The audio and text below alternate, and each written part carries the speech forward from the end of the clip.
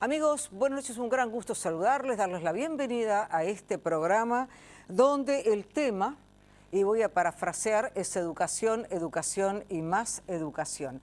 Y agradezco fuertemente el debate esta noche, la presencia del maestro Juan Pedro Mir, director nacional de Educación, y José Olivera, considerado justamente presidente de FENAPES, coordinador de la Coordinadora de Sindicatos de la Enseñanza del Uruguay y miembro representativo en el PIT-CNT, definido en una de las últimas entrevistas como el nuevo líder o como el paradigma del nuevo liderazgo. Gracias a ambos por estar aquí esta noche. A ti, Sonia, muchas gracias. Igualmente. Y gracias por estar con este tema que justamente supone la afirmación, y gracias por aceptar debatir, la afirmación de...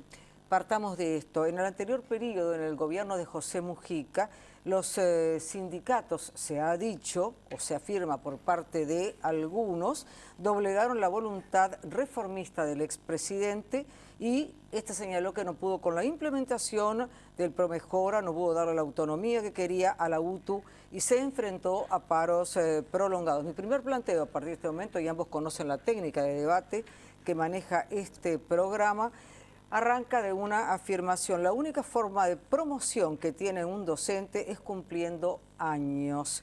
El sistema solo premia el permanecer y transcurrir. Esto lo afirma la doctora en matemática y docente grado 5 de tiempo completo de la Universidad de la República, Hanna Rodríguez Hertz, en la columna publicada por el matutino El Observador en el día de ayer. Esta situación así planteada no parece ni alentadora ni desafiante. Arranco entonces con pedir la opinión sobre el sistema de ascensos y estímulos a los docentes de nuestra enseñanza. Mir. Durante el punto, quizás el punto central es el modelo de profesionalización docente que queremos construir, ¿no? Yo creo que el punto central es de qué manera somos conscientes que solamente con docentes profesionales y con docentes que estén debidamente capacitados y promocionados y profesionalizados es posible construir un proyecto educativo. No hay bypasseo del sistema, no hay bypasseo posible, es decir, no hay forma de pasar por arriba de esa condición de profesionalización docente en clave de transformación progresista de la educación. Uno de los puntos es el que plantea la señora Rodríguez, es el que se plantea sobre la construcción de la carrera docente. Yo creo que ahí Uruguay ha tenido avances sobre todo desde la clave de la negociación sindical. Yo tengo acá unas gráficas para mostrar después vinculadas a salario, no sé si ahora más adelante. Una de las claves es el incremento salarial, una de las claves es hacer atractiva la carrera docente. Pero indudablemente que la promoción de la práctica docente, de que los mejores docentes puedan estar en las instituciones educativas, algo que para mejorar salarialmente no solamente sea aumento de cantidad de años, ni por ejemplo salir de la clase para ser director, sino que sea dentro, es un desafío que tenemos y que está en la hoja de ruta a construir, en todas las cosas, negociando. Vamos a ir al tema salarial.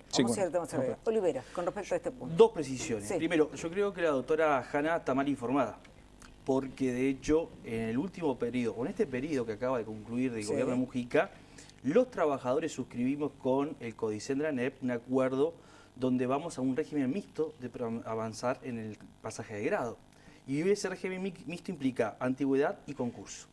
De hecho, primaria ha sido quien ha podido instrumentar, porque primaria es una de las instituciones que tiene fuertemente arraigada el instituto de concurso, llamados para avanzar en la carrera a partir de concurso. Lamentablemente esto no ha sido suficientemente difundido, ha habido muy poca presentación de compañeros maestros en estos llamados, pero este es el nuevo régimen, un régimen mixto, que se comenzó a instaurar a partir de 2011-2012 en la ANEP y particularmente primaria tiene la experiencia concreta. La segunda precisión, pensar en la profesionalización docente solamente en cuanto cuál es el mecanismo de pasaje de grado, nos parece una reducción brutal propio de alguien que no conoce mucho del tema de educación. Porque en realidad, yo creo que ahí apuntaba Juan Pedro también, estamos hablando de un tema que adquiere múltiples dimensiones. La profesionalización docente pasa por la formación sistemática y permanente del docente, tanto en la formación de grado como en posgrado, pasa por una mayor valorización social de la función docente, algo que hoy en Uruguay estamos muy en el debe, pero muy en el debe, pasa por brindarles las mejores condiciones de trabajo, pasa por brindarles una mejor remuneración salarial, pasa por darle una perspectiva de desarrollo profesional. Bueno, todas estas dimensiones implican trabajar desde distintos lugares y de distintos instrumentos y acciones para promover esa profesionalización docente. El pasaje de grado es apenas un componente. Ahora, quien pone la mirada en esto exclusivamente, creo que está queriendo asimilar la visión o la figura del docente a la peor imagen del funcionario público que en algún momento de este país se levantó. O sea, acá no hay escala del burro, se terminó con eso, estamos de vuelta.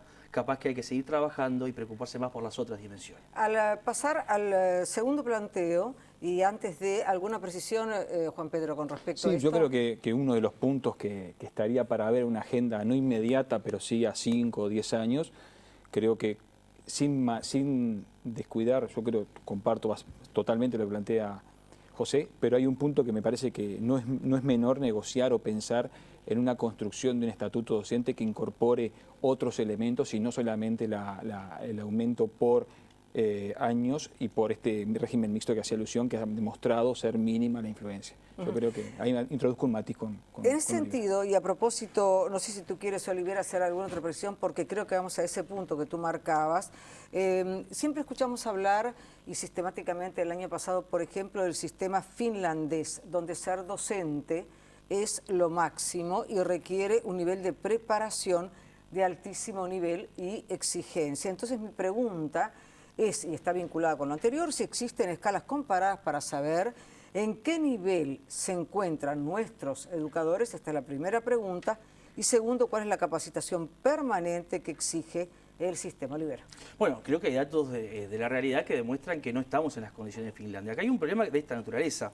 Muchas veces se han construido comparaciones amplificadas por algunos medios de comunicación intencionalmente que muestran el final de la película sin mostrar el desarrollo de la misma. Es decir, hay ciertos resultados que son consecuencia de una serie de factores que si no analizamos y comparamos los factores en los dos escenarios, nos vamos a encontrar con cosas muy distintas. Obviamente no es la misma situación la del cuerpo docente hoy con respecto a lo que pasa en la sociedad finlandesa. No es la misma perspectiva que tienen los estudiantes finlandeses a la hora de abrazar la carrera docente que la que tiene el estudiante hoy en Uruguay. Yo vengo de una reunión de la coordinadora donde representantes del movimiento estudiantil, particularmente de formación o de educación, nos daban algunos datos importantes. Uno, 4/5 de los estudiantes de formación y educación trabajan. Y trabajan en promedio entre 6 y 8 horas diarias. La mitad tienen hogar constituido, o sea, tienen una vida independiente con respecto a sus padres, por ejemplo. Uno de cada 3 es padre de familia.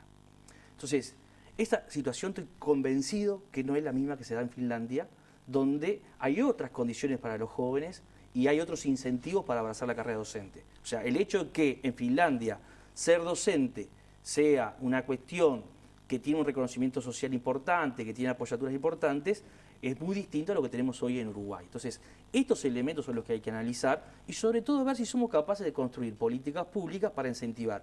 Y yo acá advierto dos cosas. Uno, para promover la incorporación de nuevas generaciones a la docencia y otro para retener docentes con formación y años de experiencia que hoy se están yendo de las aulas a otras áreas del Estado, a otras actividades laborales, porque entre otros motivos tienen mayor valorización social, mejores condiciones de trabajo, mayor perspectiva de desarrollo profesional y mejor salario. Bien.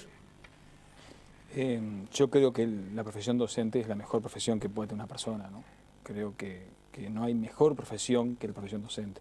Soy docente y salí del aula hace un mes y medio, pero soy docente y creo que tengo una visión complementaria. Yo como maestro siempre fui muy valorizado, como maestro en mi comunidad, en mi espacio, y siendo maestro de escuela pública. Yo creo que no podemos comprar el mensaje de que ser docente es ser desvalorizado, porque yo estoy seguro que José, que es un excelente dirigente sindical y creo que como docente es tan valorizado como yo.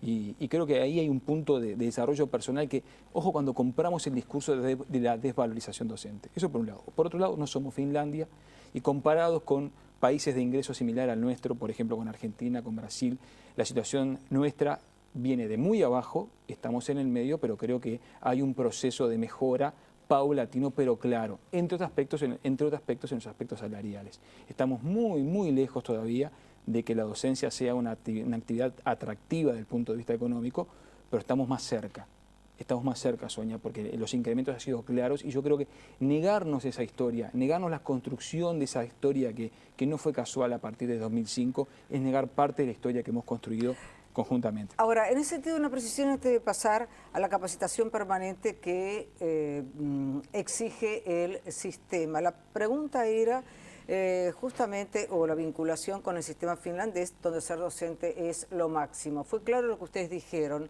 Ahora, recién decía Juan Pedro Mir, ojo con comprar esto. Fácticamente, en la realidad, en los hechos, ¿ser docente en el Uruguay es lo máximo? No, yo creo que no, porque no se trata de comprar. Yo creo que hay una construcción subjetiva a nivel colectivo, amplificada por los medios de comunicación, y creo que hay una clara intencionalidad. A ver, acá no estamos inventando nada, Sonia. Cuando uno lee una obra importante que todo docente debiéramos leer, como la última obra de Henry Giroux, que habla de la educación y la crisis del valor de lo público, donde describe qué ha pasado con el sistema educativo norteamericano, el ataque sistemático a la educación pública y la promoción de la educación privada, describe allí una estrategia montada por algunas corporaciones y amplificada por los medios de comunicación, que es justamente atacar al docente. Y esto lo vemos lamentablemente a diario, ¿no? Yo creo que algunos hechos de violencia que se han suscitado en las instituciones educativas es el corolario de un escenario que se ha montado, y acá hay que ser muy crítico y autocrítico, tanto por oposición como por el oficialismo, de ir deslegitimando la función docente, su papel, su rol. Que incluso uno podría decir, no todo es lo mismo. Esto cala más hondo en las grandes urbes, no es tan así en otros medios, como en el medio rural o en poblaciones más chicas, donde sigue habiendo esa reserva a nivel de la sociedad muy importante de respeto y de autovaloración del docente como docente. Uno lo puede apreciar, uno conoce escuelas rurales, conoce liceos rurales, conoce pequeñas localidades donde todavía se mantiene, porque no ha penetrado fuertemente este discurso deslegitimador en la sociedad. Creo que en esos lugares sí, no sucede lamentablemente lo mismo. Y otra precisión a propósito de este tema que me parece particularmente relevante, dadas las dificultades que se han señalado para atraer a los jóvenes a esta carrera. Hay un punto que no es menor, es que antes hay dos datos rápidos. Tradicionalmente la docencia fue el primer trampolín de los sectores populares para ingresar al espacio profesional. O sea, tradicionalmente los maestros, los profesores venimos de sectores medios bajos y somos tradicionalmente quienes pegamos el salto con respecto a nuestra formación anterior. ¿Qué pasa? Hoy por hoy, entre otras cosas, hay una multiplicación de la oferta de la enseñanza terciaria en todo el país. Y perdón, pero si yo no defiendo al gobierno, ¿quién lo va a defender? ¿No? Tu tarea. Es mi tarea y para eso me pagan el sueldo, pero aparte porque estoy convencido de eso, que si hoy existe una oferta de terciaria, nacional, de descentralización universitaria, de oferta de un sistema terciario, eso le ha quitado al natural flujo de estudiantes de magisterio y profesorado en el interior de la República, que ha sido uno de los elementos, es mayor la oferta y la cantidad de estudiantes es la misma. Porque tenemos otro problema que es el tapón que se genera en la enseñanza media superior, donde estamos clavados en 16.000 muchachos que egresan anualmente y no logramos despegar de eso. Entonces, es compleja la situación. Pero tu pregunta, ¿ser docente es lo máximo? No sé si lo máximo. Yo creo que tenemos que hacer lo posible y en eso creo que hay una hoja de ruta que a construir con el sindicato, cada uno de su lugar, pero donde ser docente sea lo máximo desde el punto de vista de la valorización de nuestra tarea, de nuestro lugar como profesionales, de nuestro lugar en la institución escolar, como conservadores de la cultura, aunque suene políticamente incorrecto, y como promotores de lo nuevo. En ese sentido, cuando recién José Olivera señalaba algunos episodios han marcado que... ¿Tú te referías concretamente a episodios marcaste medios de comunicación, formas de trabajar sobre la imagen para su desvalorización, pero te referías también a episodios de violencia contra docentes o no estaba implícito en lo que decías? No, me refería también a eso, a eso que implica un doble problema. Primero, cómo abordamos este elemento estructural que atraviesa la sociedad, que es la violencia, pero además que lleva implícito también una violencia de género, porque trabajamos en un sector donde más del 70% son compañeras, y si uno analiza la situación particular de las agresiones lamentables que han ocurrido en las escuelas públicas, estamos hablando que fueron siempre agredidas compañeras maestras, o sea, mujeres antes que todo. Entonces, acá tenemos una doble tarea y un doble desafío a abordar. Ahora, es muy difícil poder abordar un trabajo, una acción colectiva de distintos lugares cuando tenemos instalado este discurso que un día sí y otro también intenta delegitimar. Y yo lo he discutido esto con algunos colegas tuyos como periodistas. O sea, es muy fuerte decir que un maestro, un profesor, una maestra, esa que todos los días le sirve la comida al chico en la escuela, el docente que lo lleva de paseo, un día, en el uso de derecho, como es el derecho de huelga, hace un paro y se toma de rehenes. Como si yo fuera un delincuente.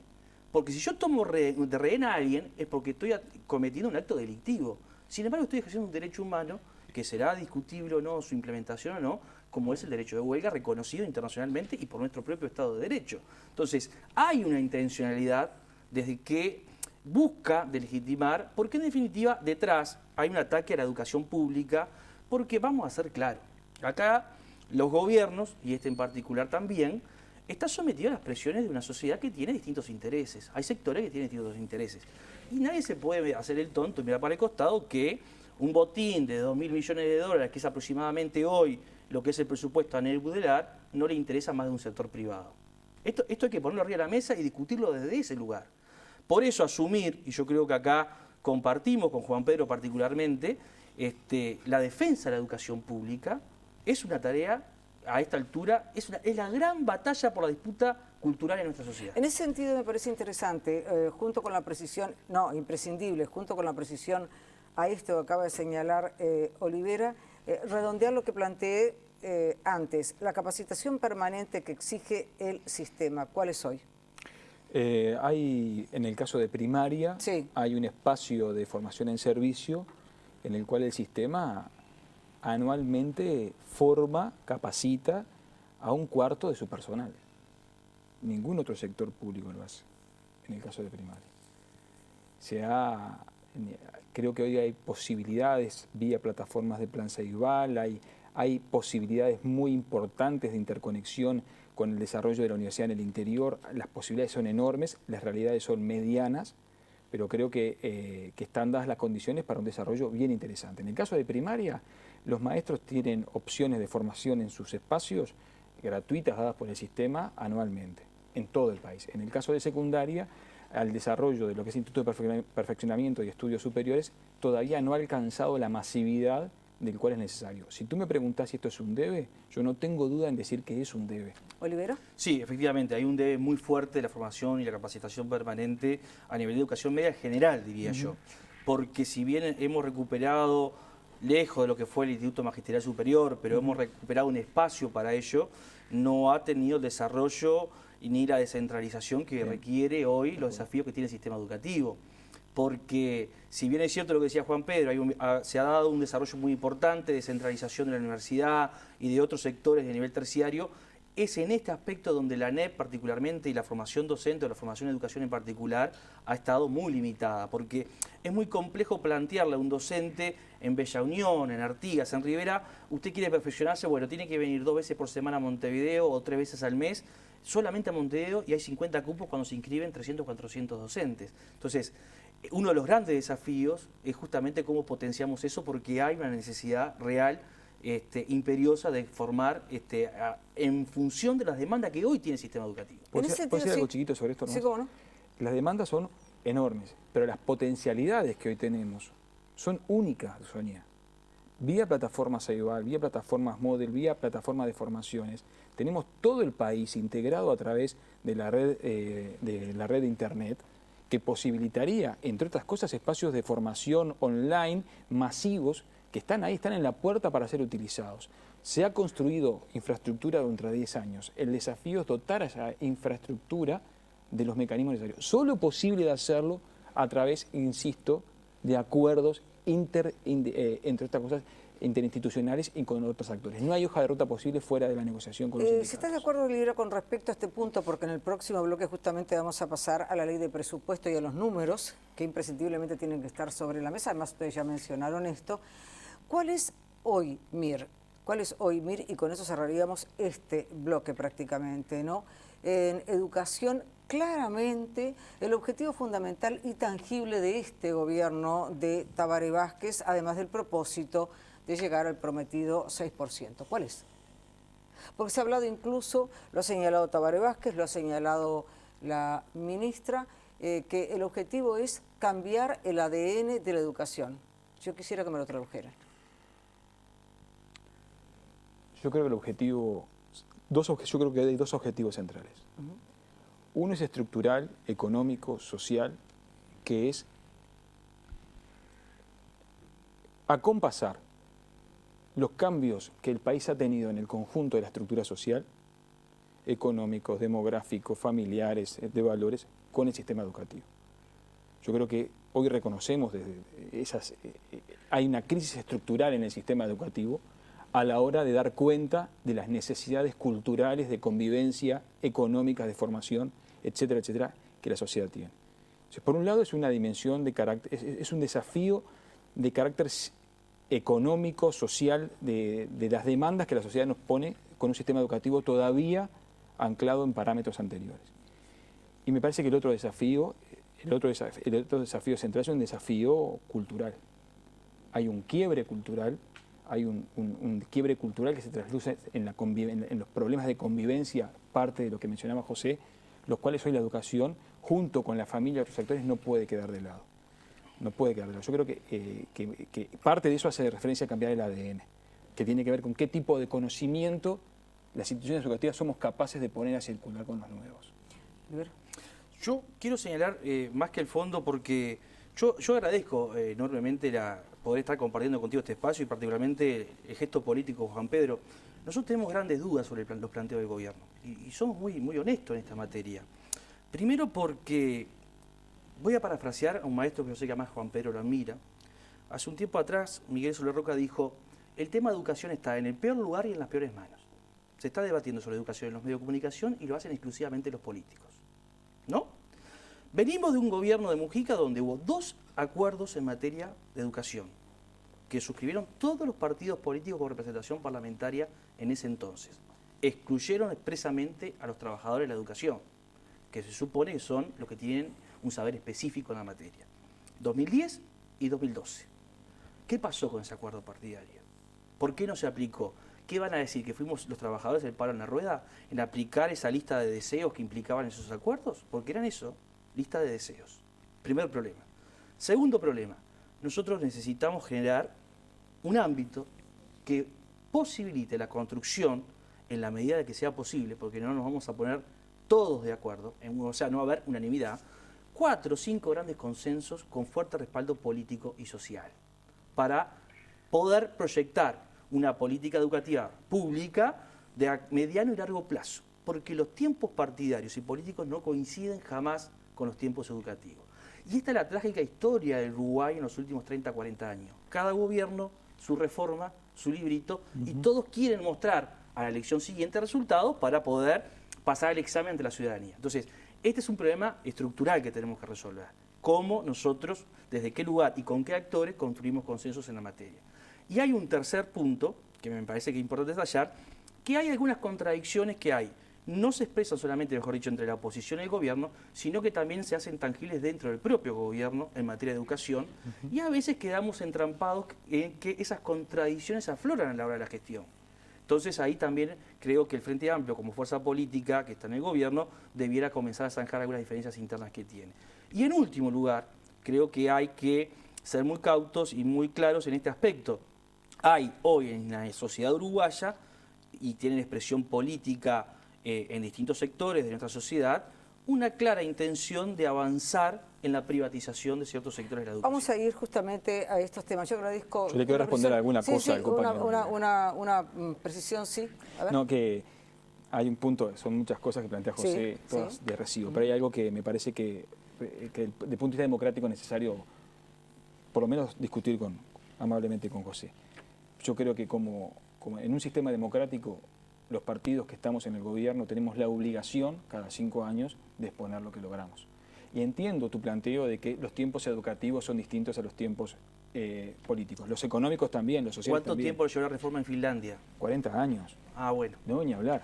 Pero yo en 5 años, como gobernante, tengo que ser capaz de por lo menos plantear un final de ruta, pero también dar resultados.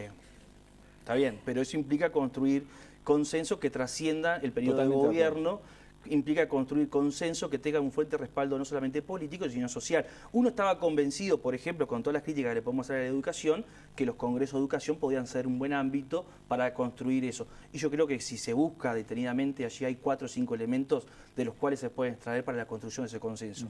Lamentablemente no se le ha dado la atención que se merece. En ese sentido quiero destacar, y agradezco a ambos por supuesto que estén, que Juan Pedro Mir es maestro de educación primaria, desde marzo ocupa el cargo de director nacional de educación, ha dictado clases de pedagogía en la Facultad de Humanidades y Ciencias de la Educación en el Instituto Superior de Educación Física y ha publicado diferentes textos, artículos y análisis sobre educación. Y Olivera es profesor adscripto efectivo en el Liceo Joaquín Suárez de Canelones, integra la dirección de la Federación Nacional de Profesores de Enseñanza Secundaria, ocupa la Secretaría General de FENAPES desde el 2011 y es coordinador de la Coordinadora de Sindicatos de la Enseñanza del Uruguay y miembro representativo del PIT-CNT. Y yo agradezco a ambos el gesto que han tenido de aceptar este debate, lo que tú señalabas con respecto también a la decisión de Juan Pedro Mir, porque, como me lo han comentado cuando supieron que ustedes estarían aquí, y esto no va en desmedro de nadie, ambos conocen en sus zapatos el barro de las aulas. Seguimos en instantes.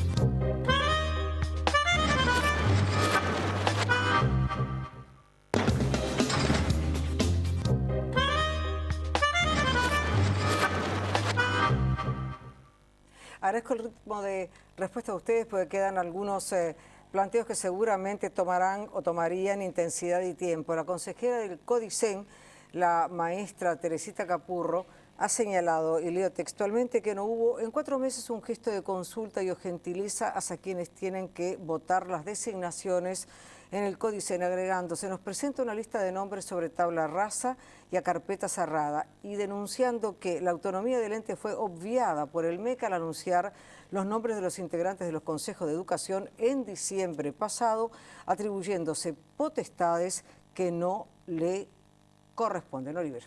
Yo creo que urge que el gobierno y particularmente las autoridades de educación convoquen algún ámbito donde aclarar ciertas cosas, porque si comenzamos una nueva administración con ruidos tan fuertes, creo que no vamos a llegar a buen puerto. Preocupa, efectivamente, yo comparto el planteo de la compañera Capurro, creo que además parece un contrasentido, ¿no? El gobierno planteó que no iba a poner lo político por sobre lo jurídico. Esto implicaría ser coherente después con la práctica. Hasta donde nosotros sabemos, la Constitución de la República establece la autonomía del ente autónomo ANEP, y que entre esas potestades está que una vez integrado el Consejo Directivo Central, este designe las autoridades de los consejos desconcentrados, Consejo de Educación Inicial y Primaria, Consejo de Educación Secundaria, Consejo de Educación Técnico Profesional, y ahí hay una situación muy compleja con lo que es el Consejo de Formación y Educación. Ahora, nos enteramos por la prensa en diciembre quiénes iban a ser los consejeros. Nos parece que no es una buena práctica, esto es violentar la autonomía del ente, y yo creo que no es bueno que tampoco se intente limitar la potestad de los consejeros que son representantes de los docentes. Ahí nosotros tenemos una fuerte discrepancia con el planteo que en su momento hizo el presidente Vázquez. Nos parece que la función de los consejeros es tan legítima y completa como la de los restos, y no es bueno que se argumente que no se le da un lugar a la oposición porque el control del resto lo tienen que hacer los representantes electos. Son consejeros como el resto y están sometidos, por lo tanto, a las generales de la ley. Por lo tanto, no es bueno que se le intente limitar su accionar. Creo que se está a tiempo de corregir.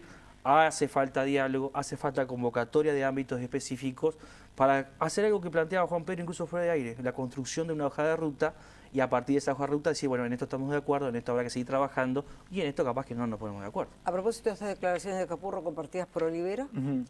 Yo tengo un matiz, ¿no? Creo que el acento que hace... Primera cosa, creo que la evaluación de la actuación de los consejeros docentes es muy positiva.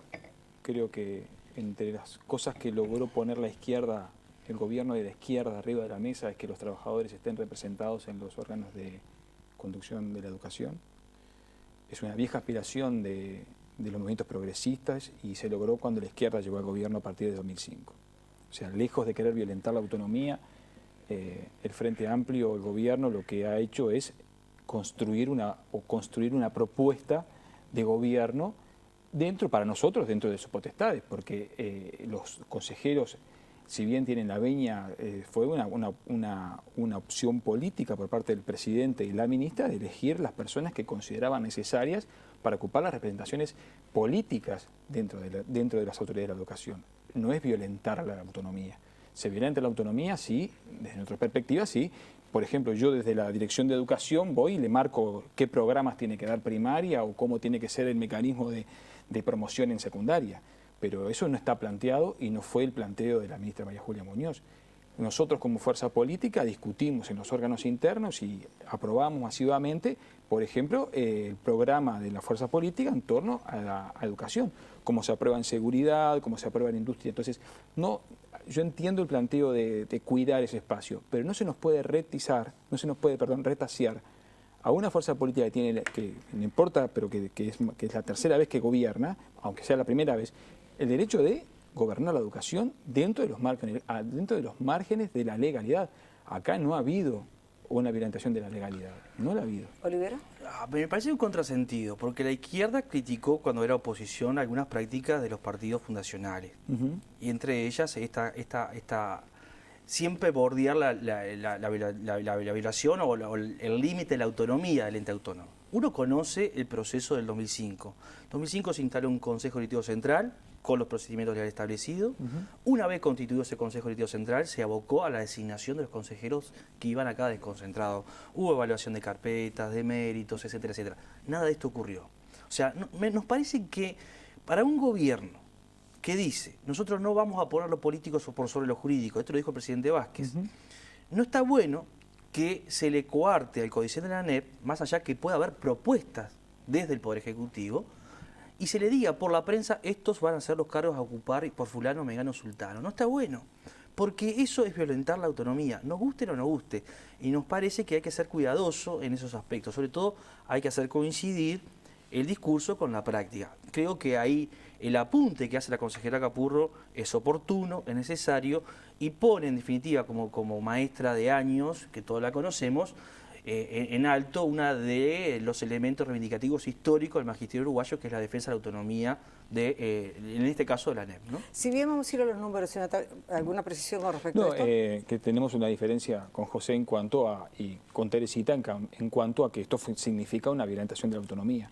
Esto es parte de una opción dentro de los márgenes legales de un gobierno que, con todo el derecho, como así mueve las piezas en otros entes autónomos para designar el director de ANCAP, también lo tiene derecho a hacerlo en educación dentro del marco legal. Acá no ha habido una violación, y si hubiera una violación legal, se harían las acusaciones legales correspondientes. Acá son, en todo caso, acentos políticos, entre otras cosas, porque la fuerza política se hace cargo del gobierno de la educación. En ese sentido... Un matiz importante, sí. Sonia, yo no quiero entrar en una discusión legal porque aquí me parece que es un tema político. Ahora, cuidado, hay ciertos aspectos que establece la Constitución que rigen para ciertos entes autónomos que no rigen, y lo dice a texto expreso, para el caso de la ANEP. Entonces, violentar también, y ojo que estamos hablando de una Constitución cuya base el movimiento sindical la quiere cambiar, pero mientras exista es lo que hay que defender, y al movimiento sindical no hay que pedir pruebas en la materia, ¿no?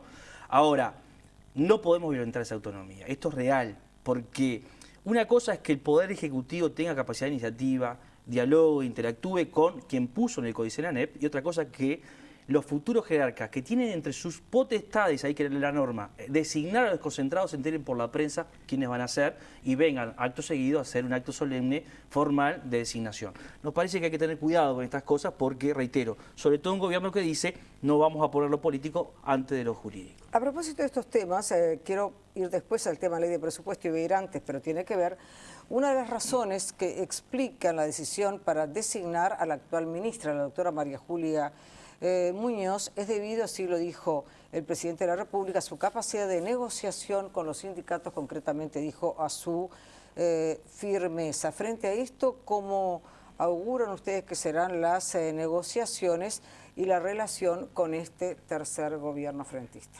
Bueno, yo aspiro que la negociación como sindicato, en el caso que nos corresponde actuar, sea con la ANEP.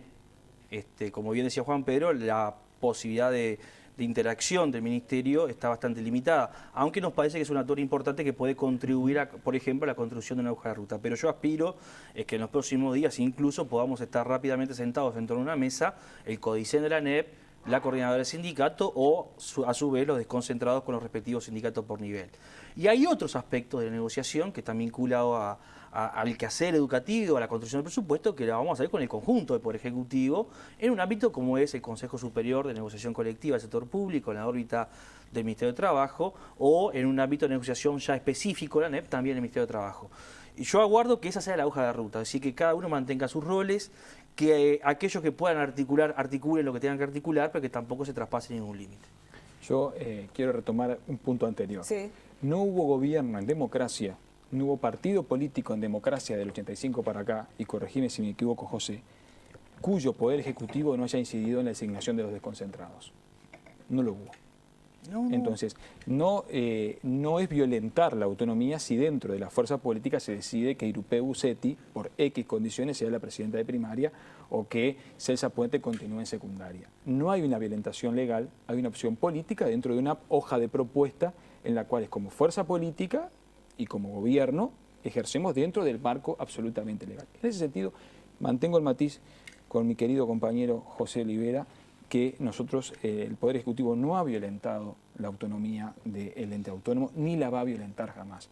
Ahora, es interesante porque Mir tiró el gato sobre la mesa cuando nombró a Celsa Puente, porque en declaraciones expresas realizadas por José Olivera, que leí una y otra vez, él señalaba que ni Neto ni Celsa Puente han hecho méritos como para estar donde están, es decir, ser reelectos o ser nuevamente designados para ocupar estos cargos.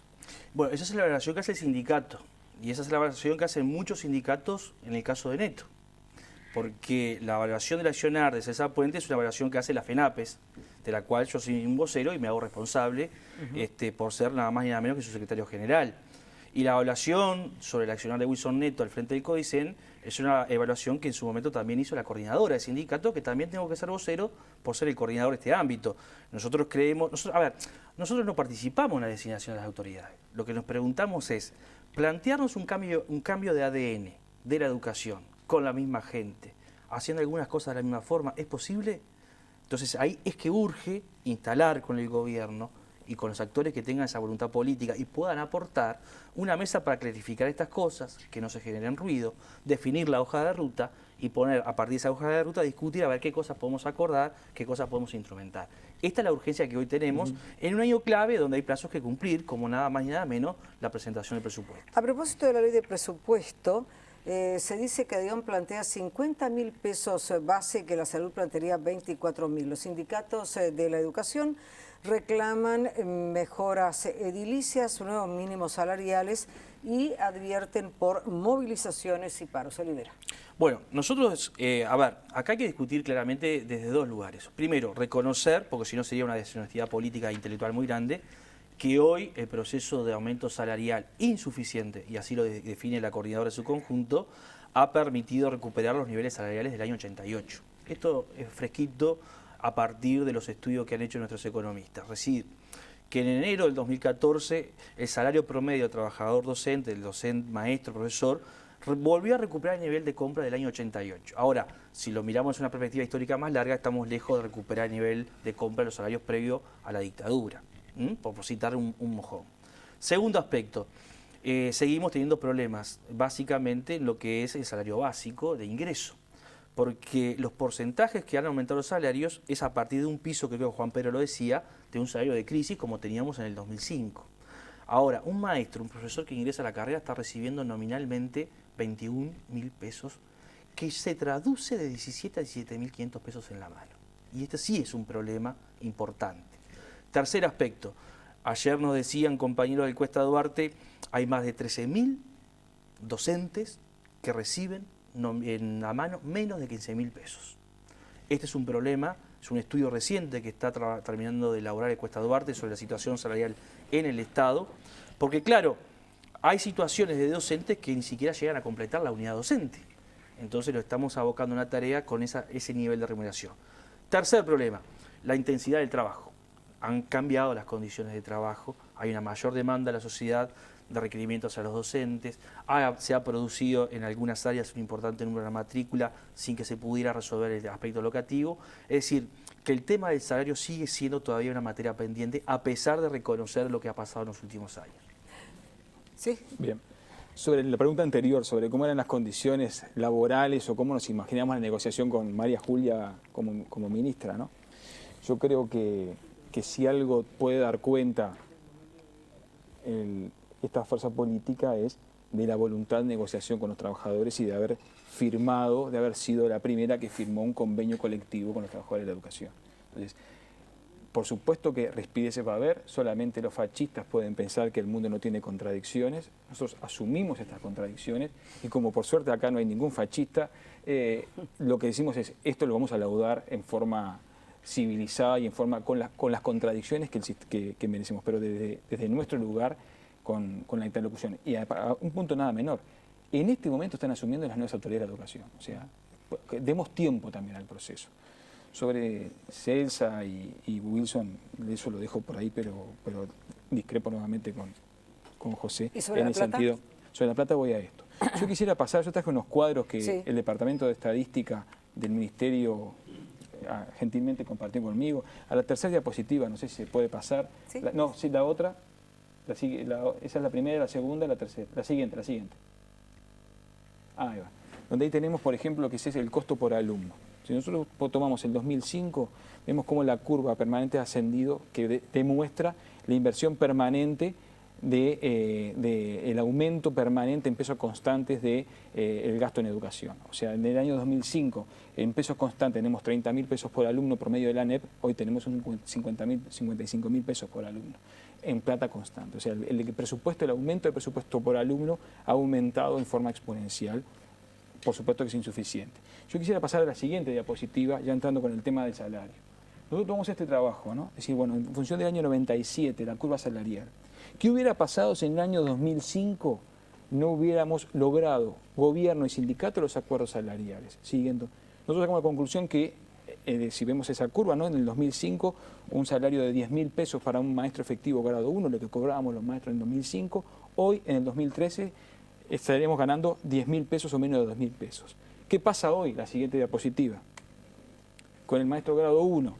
Vamos al 2005. Sí, 10.000 pesos ganábamos los maestros, cobrábamos en el cajero en primaria 2005. Hoy, es cierto, al dato de 2013 tenemos 17.000 pesos.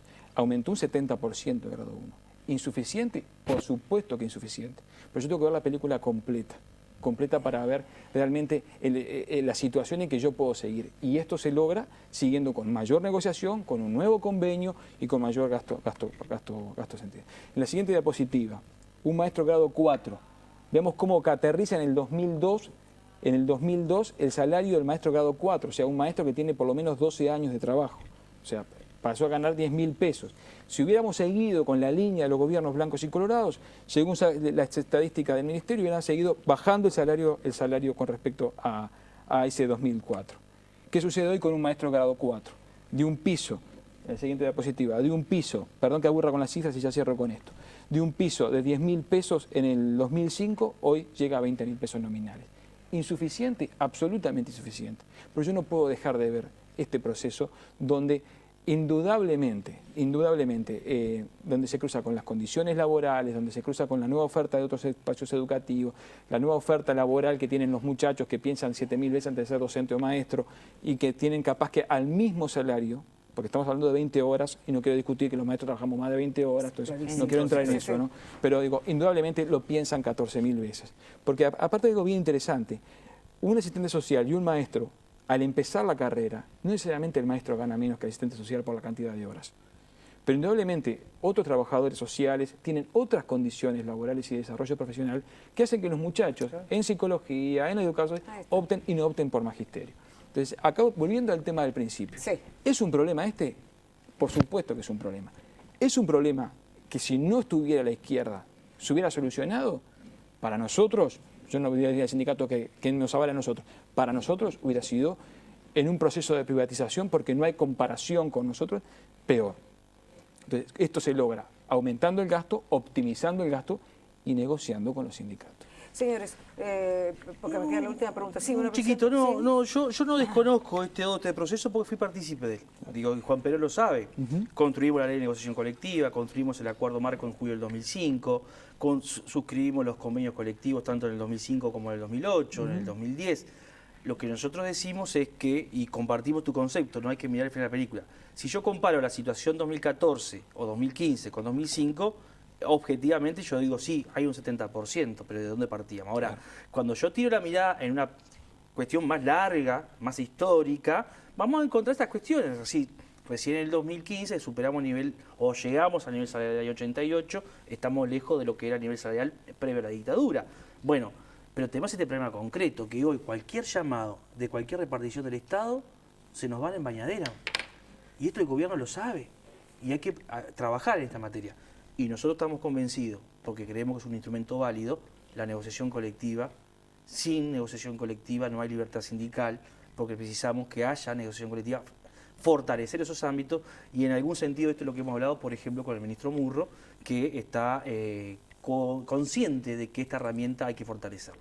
Última pregunta por esta noche. Según el matutino El País, el tema viene de larga data, hablo del miércoles pasado, José Olivera, textualmente, precisó que hay... ¿Qué dijiste, José? ¿Qué dijiste, José? Dijo textualmente esto, además con caricatura de Arocha. Hay que llegar a eso, hay que llegar a esa página entera con caricatura de Arocha. Eso sí, ya es, y además liderazgo. Precisó que hay un plan encubierto para privatizar la educación y que esto se nota en instituciones como el Jubilar. Es mi última pregunta por esta noche. Olivera. A ver, hay una concepción y una corriente muy fuerte instalada en nuestra sociedad que permea todos los sectores políticos. Lamentablemente digo esto porque también dentro del propio oficialismo hay por ahí alguna intención de trabajar. O sea, acá el tema clave no es el Jubilar, no es el impulso. Ejemplos como eso de liceos públicos, de escuelas públicas que obtienen esos resultados o mejores, que son premiados internacionalmente, los tenemos a lo largo y ancho del país. Lamentablemente no tienen prensa. Lo que aquí está en discusión es si vamos en el marco de un Estado laico todos a colaborar con la educación privada. Porque ya lo estamos haciendo, en realidad. Es si la ampliamos o no. Porque hoy, mediante renuncia fiscal, por ejemplo, de exoneraciones tributarias que tiene el sector privado y particularmente dentro de este sector confesional, hay una transferencia de recursos del Estado hacia el sector privado. Y la discusión de que estos sectores, que no son el único, también hay sectores empresariales, tienen es de ampliar eso. Por ejemplo, se dice, bueno, pero hay liceos laicos que son financiados por empresa. Sí, pero de cada 100 pesos que aporta esa empresa, 84 renuncias fiscales, es decir, dinero que no recauda el Estado, que perdemos todo, que esa empresa no aporta al erario público y lo vuelca ahí. Entonces, esta es la discusión central. En un país donde más del 80-84%, capaz Juan Pedro me puede precisar la cifra, del estudiantado está en el sector público, es un ejemplo único en la región, y esto lo sabemos todo, en una tendencia mundial y regional a la privatización de la educación. Y esto es lo que está en debate. Si en la sociedad uruguaya, si en nuestro país, va a haber transferencia de recursos de todos los uruguayos al sector privado. Yo quisiera pasar a la primera diapositiva de las que compartí hoy, porque establece la relación entre matrícula pública y privada y me parece que viene al caso. Es la primera diapositiva de todas. Vamos a ver si viene. A ver si viene. Bueno, pero lo cierto es que hay un dato que en cierta manera la privatización es una tendencia, como se va a ver, estructural. En nuestro país tenemos hoy, al 2013, porque los datos oficiales están al 2013, están procesando al 2014, tenemos 53.000 muchachos en educación privada y 261.000 en educación pública, ¿no? Y la tasa de educación pública, como se ve en la gráfica, va bajando y la tasa de educación privada se ha mantenido. En este momento hay una leve variación porque al momento de constricción económica está subiendo un poco la tasa pública. Pero hay una tendencia estructural que no es nada menor, que es mundial, que en la medida que mejora la situación económica, hay familias que se trasladan a la educación privada. Ese es un dato esa es una vía de la privatización que a nosotros nos preocupa. Pero no porque estemos en contra de la educación privada, no, en absoluto. Nos preocupa porque confiamos que solamente que la educación pública es esencialmente el espacio de integración. Y cuando digo educación pública estatal. No estoy hablando de liceos privados gratuitos, de matrícula gratuita, que como mencionaba Olivera, tienen mecanismo de transferencia de dineros públicos. Pero eso es otra discusión, ¿no? Aquí hablamos que la educación pública, la educación del barrio, y va a ganar a esos sectores, y va a volver a ganar a los sectores medios que han ido abandonando la educación pública, solamente por el lado de la calidad. En la medida que la educación pública mejore la calidad, va a lograr poder captar nuevamente a los sectores que se han ido progresivamente abandonando. Nosotros no podemos perder el espacio de integración natural que ha generado la República, que es la educación pública. Ese es un punto central. Cada familia, yo comparto, lo he dicho en otros lados, pero me parece central que cuando las comunidades, en aquellas escuelas que iban nuestros padres, donde se encontraba la comunidad judía, la comunidad armenia, ese lugar donde se abrevaba la República, más allá, es un punto central que hay que volver a construir. Acá no hay y eso se logra con mayor dinero, por supuesto, optimizando el gasto, flexibilizando los discursos, evitando márgenes de confrontación innecesarios. Yo espero que desde el gobierno, y confío que desde el gobierno podamos colaborar y aceitar los mecanismos de negociación para no generar mecanismos de conflictos preventivos, donde antes de entrar a negociar ya empezamos con todos crispados para poder encontrar un camino con él. La privatización de la educación pública, la privatización en el sentido de sectores que se van, es un fenómeno, como lo vemos, estructural.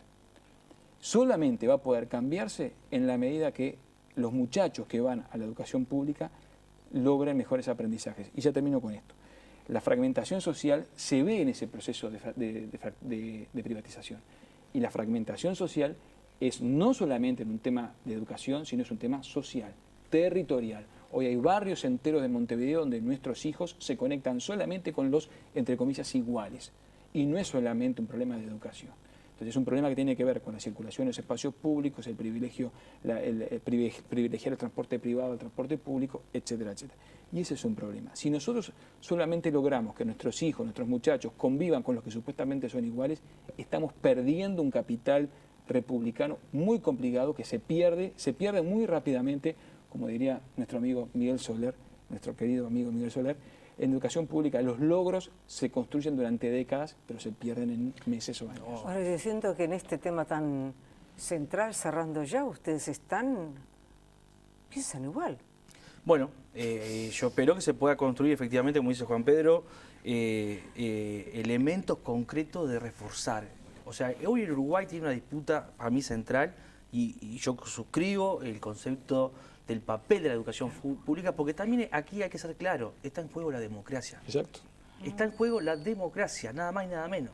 Algo tan caro para los trabajadores en general. La convivencia entre nosotros, entonces, ese es el punto. La convivencia entre nosotros. Aquí hay un tema y hay que seguir caminos que se están revirtiendo en América. Es maravilloso y yo voy a estar viajando prontamente a Chile. Estuve en octubre con Michelle Bachelet discutiendo algunos elementos de lo que es la reforma educativa. Una reforma educativa en Chile que tiró o comenzó a tirar por tierra esa fragmentación social que dijo la OCDE, no lo dijo José Olivera, se había construido intencionalmente a partir de esta diferenciación, de esta subvención de lo privado por parte de lo público, de esta segmentación que implicaba que ciertos sectores sociales estuvieran en especie de guetos y no se vincularan con el resto. Bueno, hay ejemplos en la región que están diciendo que el camino no es por ahí. También es cierto que el gobierno debe tener una actitud clara. Yo espero y saludo que esto que plantea Juan Pedro Mir sea así, porque nos parece que, como todo gobierno sujeto a una sociedad a fuertes contradicciones, a fuertes pujas entre sectores sociales, puede ser permeado por un planteo de este tipo. Pero esperemos que no. Ambos. Gracias. Ambos. Gracias. A ti, como siempre, ha sido un gusto. Cerramos en instantes.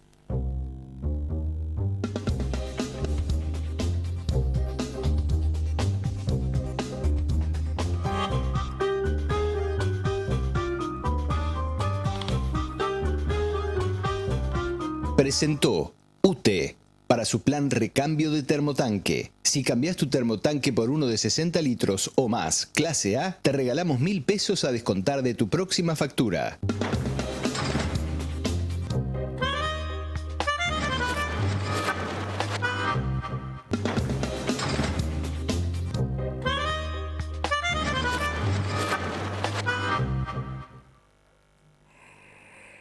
Les llevo textualmente el mensaje de Antel, Internet por día. Y en el mes de la madre, aprovecha, dice Antel, para navegar más en la mejor red Vera LT.